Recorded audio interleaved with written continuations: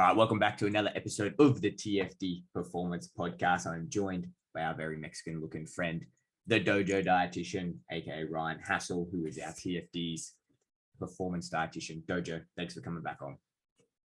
Thanks, Jordy. Thanks for having me back on.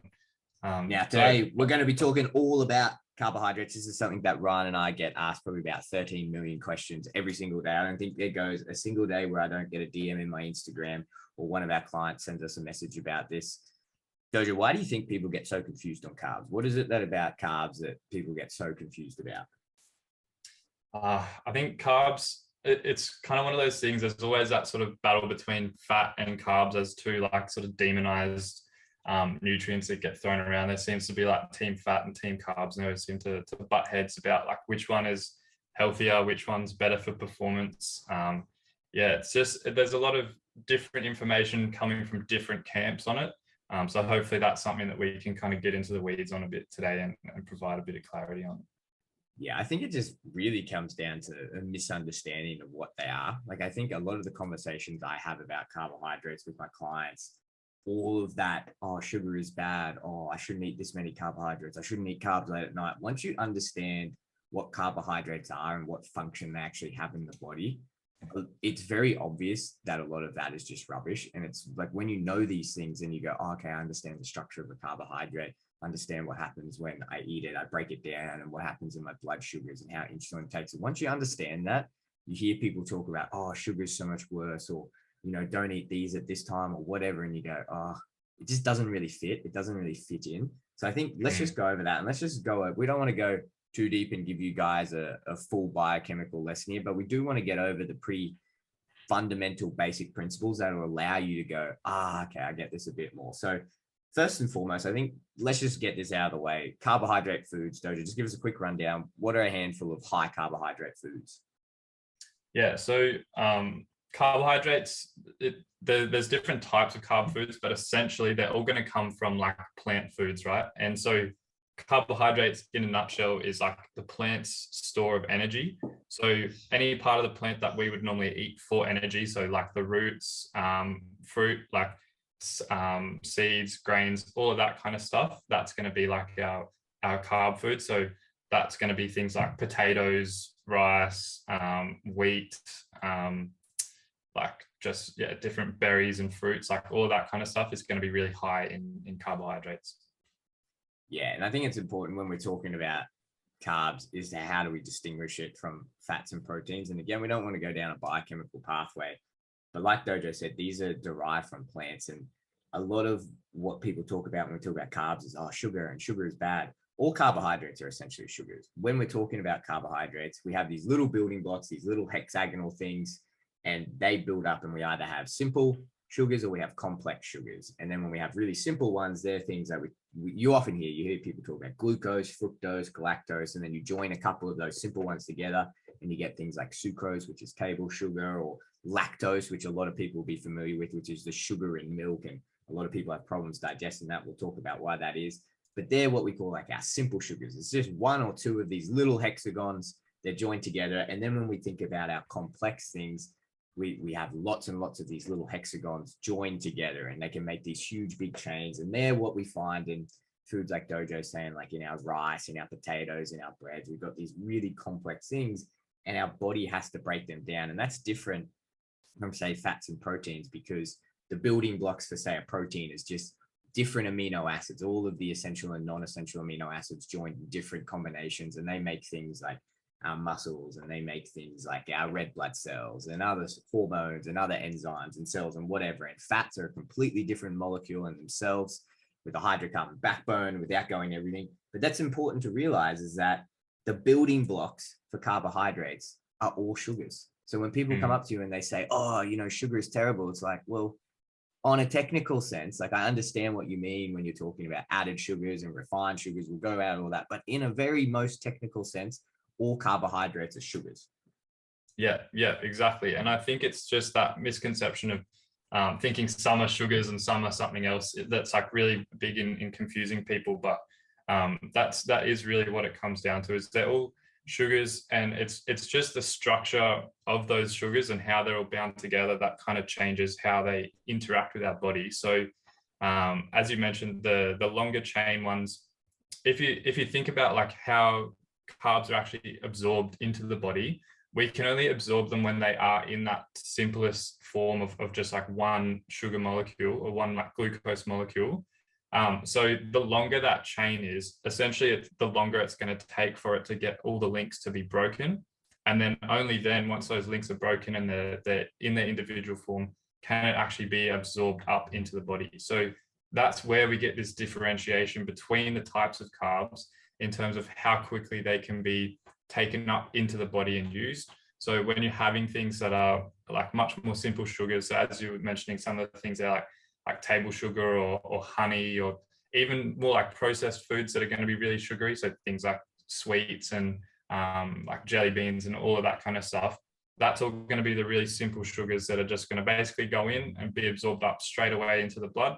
Whereas if you're having things like your more starchy foods like potatoes and grains and that kind of stuff, where all of those chain links have to be sort of unraveled and broken down, it's really going to slow down that process of sending those sugars into the bloodstream. And it's going to have a different effect on like the availability of them for whatever you're doing. Yeah, I think that's a good point. That's something, it's important to understand that this idea of simple versus complex carbs. And just going over it again, like we're saying that you either have these little hexagons that either exist in nature by themselves, which is pretty rare. Like you very rarely find like glucose sitting around alone in nature, but fructose is what we call fruit sugar. So if you're eating, say, apples, bananas, oranges, mangoes, whatever it is, you'll have a lot of fructose in there. Galactose is a part of lactose. You don't really find that naturally just in nature too often. But when you talk about these disaccharides or these two hexagons, you see this a lot, like sucrose, table sugar, that's added a lot into processed foods and whatnot. But at the end of the day, it's just sucrose. And I think this is an important thing for people to realize, is that at the end of the day, these carbohydrates, they are what they are. They're either these single, these double, or these complex things. They can become problematic, say, when you're adding lots of them in the processing procedure, say when you're adding a lot of refined. And when we say refined sugars, what we're talking about is you're taking away a lot of the good parts of carbohydrate foods. Like when we talk about these complex carbohydrates, we think of things like our sweet potato, our rice, our whole grain bread, multi-grain bread. When we talk about refined, we talk about stripping away a lot of the components of that, say the fibers, which we all know are very, very, very healthy. Like having fiber in your diet, which is a type of complex carbohydrate, a long chain complex carbohydrate that our body can't exactly ravel, and we can partially ravel it, but it has a lot of health benefits when that goes through our digestive tract. A lot of the refining process is taking all of that out and just leaving a lot of these smaller, quicker digesting carbohydrates. And why that could be problematic, it's not that is particularly problematic in a fundamental sense. If you were eating a lot of them and you're eating them in excess and they were, coming into your system quite frequently, the way that our body breaks down, like Dojo said, is that these foods come in and then we have to slowly unchain it. So even if they're short chain carbohydrates, if they're long, if they're complex, we have to unchain all of these things and get them into that single hexagon so our body can take it in, take it up to our muscles or send it to our liver or do whatever it is to use as energy. When we get these refined ones, the thing is that they're just so concentrated with these short and almost double chain or single double carbohydrates, where it's very, very easy to get a lot of them in with not a lot of food.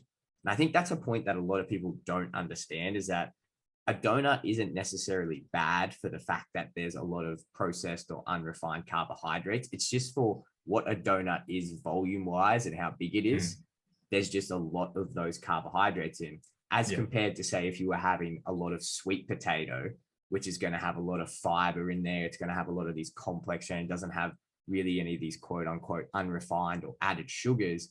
And you can eat quite a lot of it. And like calorie wise, it's not too high, but you're not going to get a huge amount of these carbohydrates. It's going to be nice and slow trickling into your system, as compared to, say, where you have a donut, eat that donut, and then all of these ready available carbohydrates, these short chain carbohydrates already there. And there's a lot of them, and they're going to, as they come through your stomach and come into your intestine and we start absorbing them, that's going to go into our blood. And then we all know the term blood sugar levels.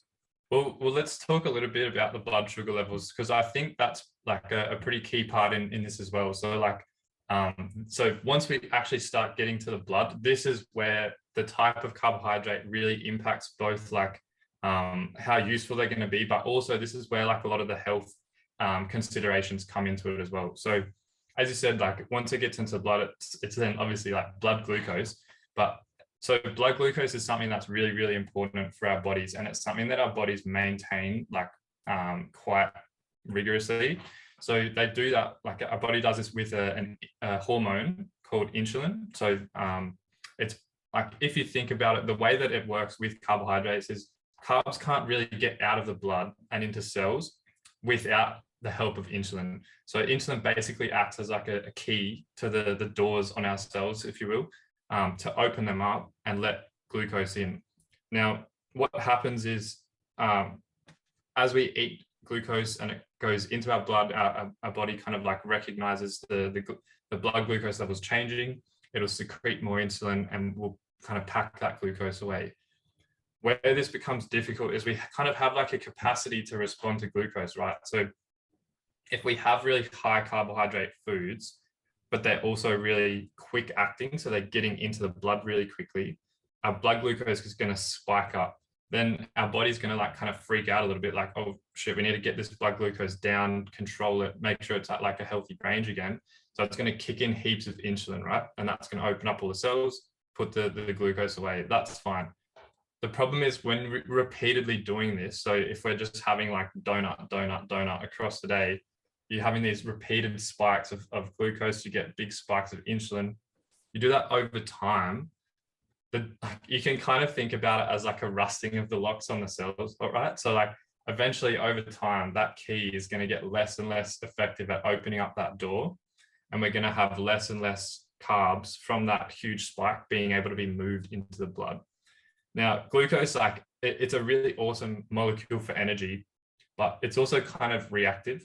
So we don't want it to be floating around in the blood in really high amounts, right? So, and this is what happens in a disease called diabetes. So it's sort of like uncontrolled blood glucose levels. And if they're circulating at really high levels for a long amount of time, they can react with some of like the structures within your cardiovascular system. So especially things like small blood vessels, all of that, these like really smaller cells can sort of interact, or the glucose can react with them and damage them, cause inflammation, and it can actually cause like a breakdown of those blood vessels, which like in the really bad cases, like people will like lose feeling in their hands, feet, sometimes like get a bit of blindness. And this is all sort of like really downstream effects of poor blood glucose control.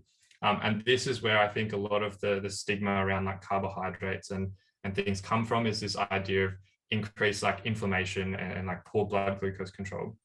On the other side of that, if you were to have heaps of high carbohydrate foods, say you're an athlete and you've got to have like a high amount just to sustain your training and that kind of thing, but it's all coming from those slow release foods, even though it's the same amount of carbs, because of the speed that it's traveling into the blood, it's a lot easier for the body to maintain like the control of those blood glucose levels.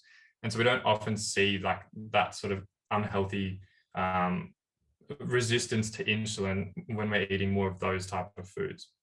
I do want to caveat that though, there was a question about this that came through about like, do athletes get like insulin resistance, right, from eating like all this carbohydrate that they have to stuff into their diet? And especially like if you think some athletes might need to be having a lot of these high GI or like really quick acting carbs because they don't have a lot of time between training sessions. So do they get insulin resistant? And the answer is actually no. So exercise itself we don't really understand the mechanism behind this, but there's science that shows that exercise will shuttle glucose into the cells independently of insulin. So you don't need the insulin to get the glucose in if it's going in like during exercise or is stimulated by exercise. So there's not this high dependence on that insulin, that the key to get the glucose into the cells, if you're doing heaps of exercise as well. So if you're having heaps of carbs, but you're just sitting on the couch all day, then you're going to be like at more of a risk of developing this like tolerance or resistance to insulin. But if you're actually out there exercising a lot and you're having to eat heaps of carbs to sustain that, then that risk is reduced. And so these like health risks around high carb diets for athletes are actually not really a thing. So yeah, in a sense, that kind of should help to kind of clear up that idea and remove that stigma a little bit.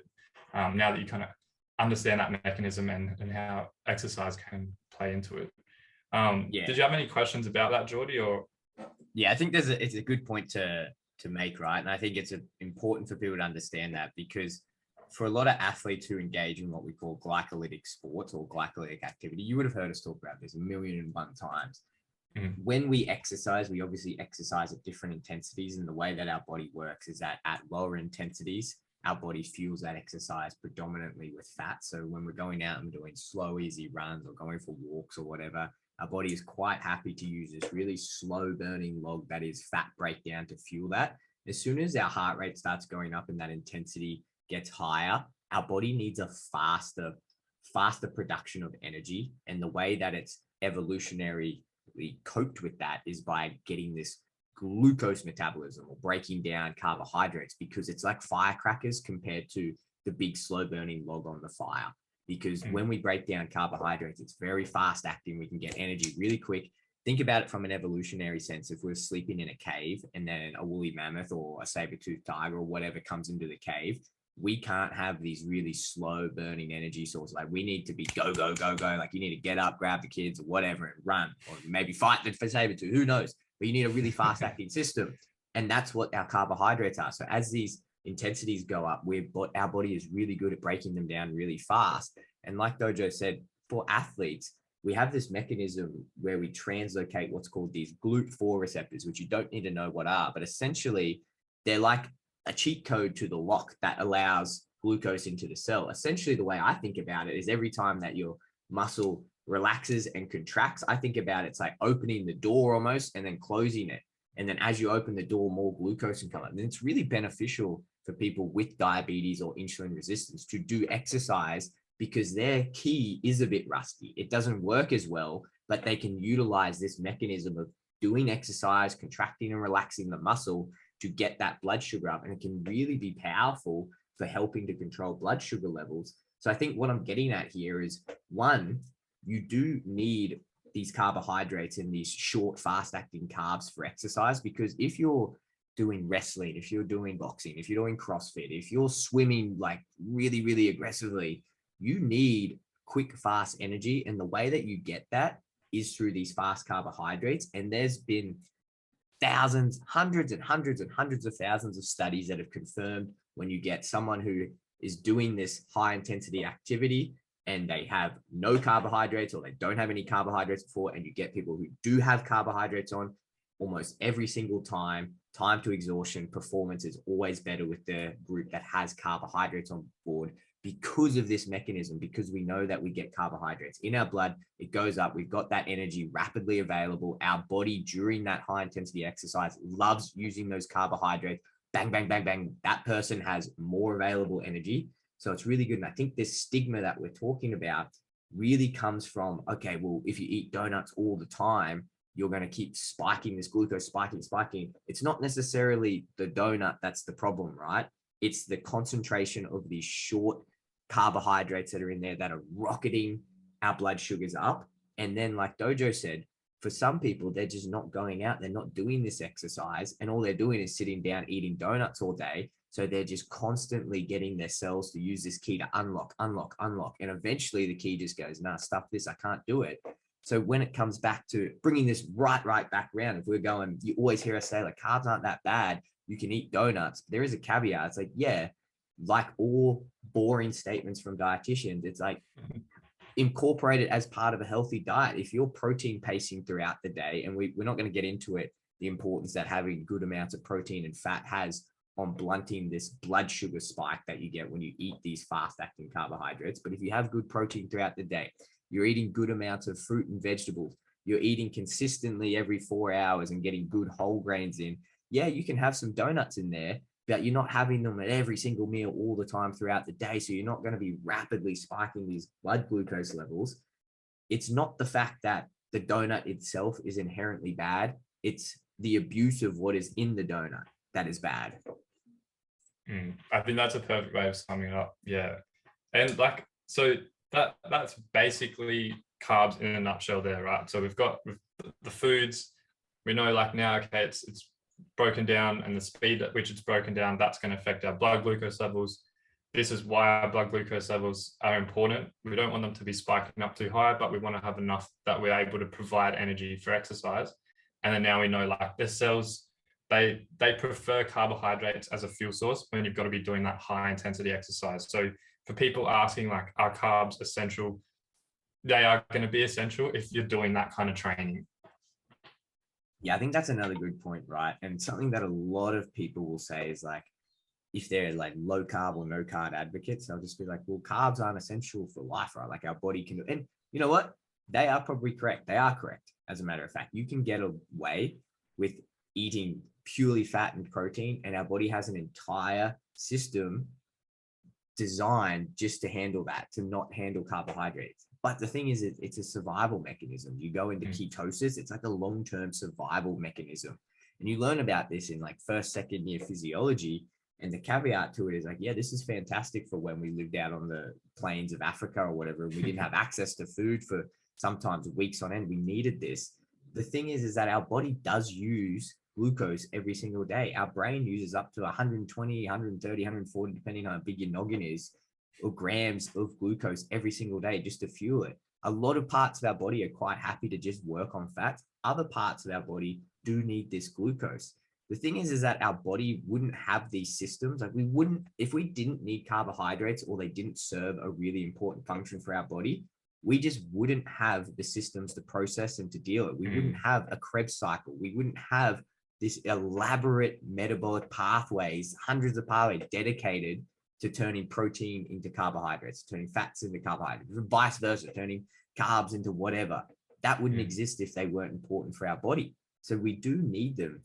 I always say to people, yeah, you probably could get away with eating absolutely no carbohydrates and you have stinky keto breath and you'll do all this. The thing is you probably just won't be fueling your body optimally. You'll get through, like you'll absolutely get through your day and whatever, and you'll be fine.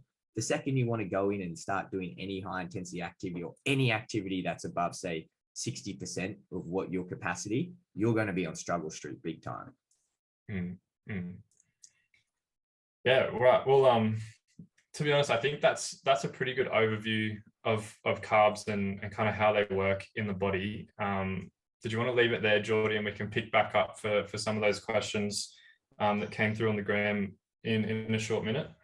Yeah, I think what we'll do is we'll leave it there because that's a quick overview. If what we will be doing in the future, and we will be going over this in the hub a lot more if you guys want to know more about this and we want to break down these certain concepts, go check out the courses we have over there because it's really interesting. I think it's important for people to understand what carbohydrates are and understand it more from just a level that, oh, okay, an apple is a carb, rice is carbs, potatoes carbs.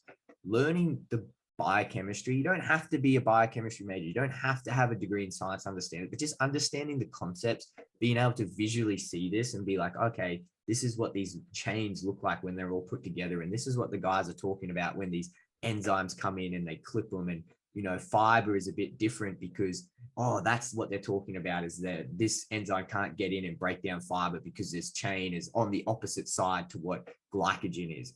If you're listening to that and going, what the heck, I would highly encourage you, go and learn about this because it makes all of these things so much easier to understand. And then when you hear people say things like, oh, sugar kills, or sugar is the worst thing ever, or, you know, this does that, you think about all this and go, well, the physiology just doesn't really line up with that. And what we know from all of the evidence and all the studies, that just doesn't seem right. And like anything, like I said, the donut is bad as if the donut is abused. I know plenty of exceptionally healthy people, top athletes, best in the world at what they do, who eat chocolate every single day or eat donuts every single day. They just understand what a carbohydrate is and how to fit it in their diet and how to use it as a powerful tool for their performance.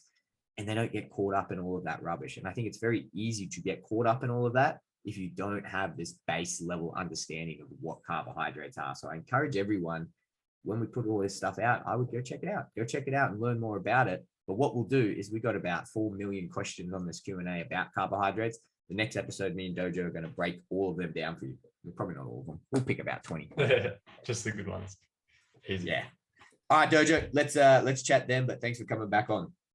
All right, thanks for having me, Geordie. Chat soon.